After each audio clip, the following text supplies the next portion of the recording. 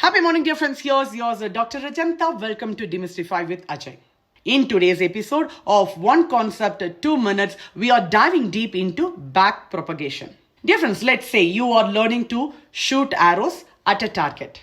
At first, you miss by mile, but with each shot, you adjust your angle, posture, and tension based on where the last arrow landed.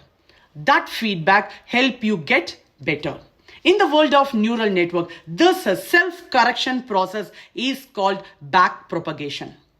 After a neural network makes a prediction, it checks how far off it was and then fine-tunes its internal parameter to do better next time. Just like you adjusting your aim, the network adjusts its weight to minimize its future error.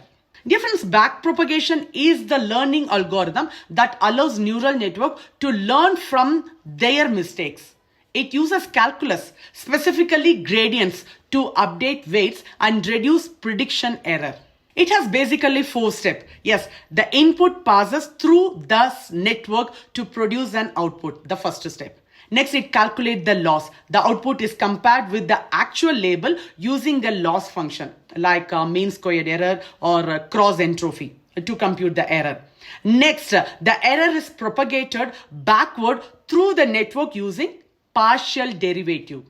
This calculates how much each weight contributed to the error. And next, it's all about the weight. Each weight is adjusted using gradient descent.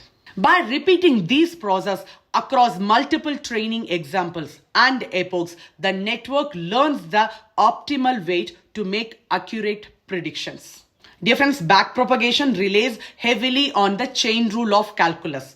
Each layer's gradient is influenced by the layer after it, making this a layer by layer correction mechanism. Backpropagation is the brain behind learning. It teaches the model to self-correct, learn from errors, and improve over time. Without it, our neural network would just guess and never grow smarter.